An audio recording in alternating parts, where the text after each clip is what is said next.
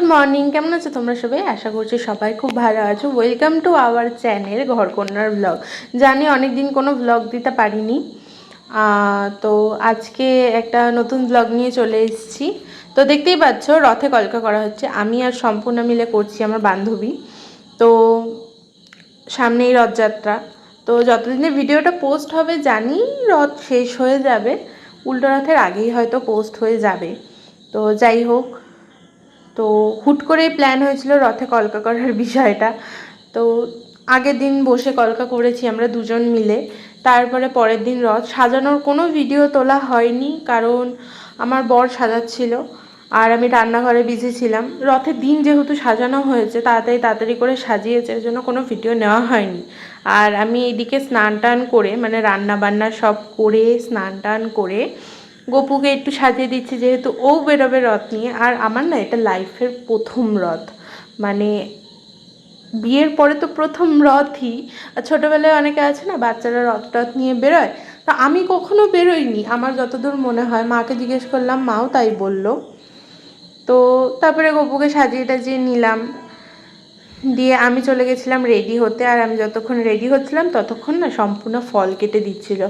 আর বুঝতেই পারছো শাড়ি টাড়ি পরবো, এই জন্য একটু টাইম লাগবে, এই জন্য আমি শাড়ি পরতে চলে গেছিলাম রেডি হতে। তখন সম্পূর্ণ বললো, তাহলে আমাকে দে, আমি ফলগুলো কেটে দিচ্ছি। আর ও এইসব জিনিসগুলো বেশ ভালোই পারে, এই জন্য ওকে ফল কাটতে দিয়ে আমি রেডি হতে চলে গেছি। তারপরে দেখতেই পাচ্ছ আমরা বেরিয়েও গেছি। আর জানো বেরোনোর আগে কী হয়েছে? আমি না পড়ে গেছি, মানে কিভাবে যে পড়লাম জানি না, পাটা ফেললাম জুতোটা পরে, আর আমি পড়ে গেলাম ধপাস করে।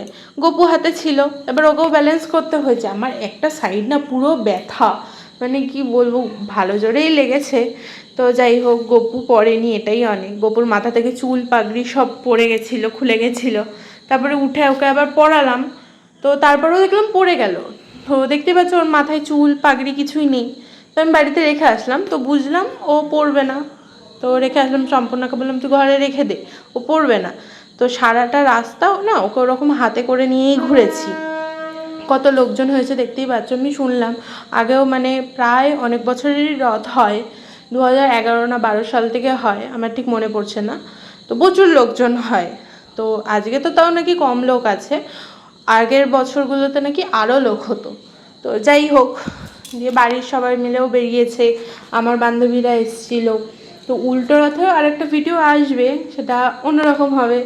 তো এটা অন্যরকম। তারপরে আমাদের রথ মঠে যায়, মানে মাসির বাড়ি হিসেবে মঠেই থাকে এক সপ্তাহ, তারপরে উল্টো রথের দিন আবার নিয়ে আসা হয়। মঠে বলতে আমাদের শিমুরালিতে যে মঠ আছে, আমার শ্বশুর মশাই ওই মঠে হচ্ছে যায়, ওখানেই থাকে সকাল থেকে, মানে দুপুরবেলাটা পুরো ওখানেই থাকে, খাওয়া দাওয়া ওখানেই করে, তো ওখানেই থাকে। তো ওখানে রেখে আসা হলো, গপুও থাকলো, গপুকে রাখার ইচ্ছে ছিল না।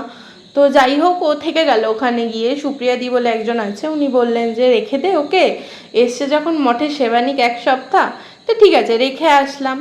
তো রাখার কোনো ইচ্ছে ছিল না, যাই হোক থেকে গেল, এখন কি করা যাবে, থাক মঠে সেবানিক। তো যাই হোক, খুব মজাই হলো রথের দিনটা, সবাই মিলে খুব আনন্দ করেছি। আর তোমরা হয়তো বলতে পারো যে গপুকে রথের মধ্যে কেন রাখিনি, আসলে রাস্তাটা তো খুব খারাপ, তো ওকে ওখানে রাখলে পড়ে যেতে পারে, এই জন্য হাতে নিয়েই ঘুরেছি সারা রাস্তা। আর জল টল জমেছিল। তারপরে মঠে যাওয়ার পরে যে দেখতে পাচ্ছি এখানে কীর্তন টীর্তন হচ্ছে, মানে মঠে রথটা নিয়ে যাওয়ার পরে।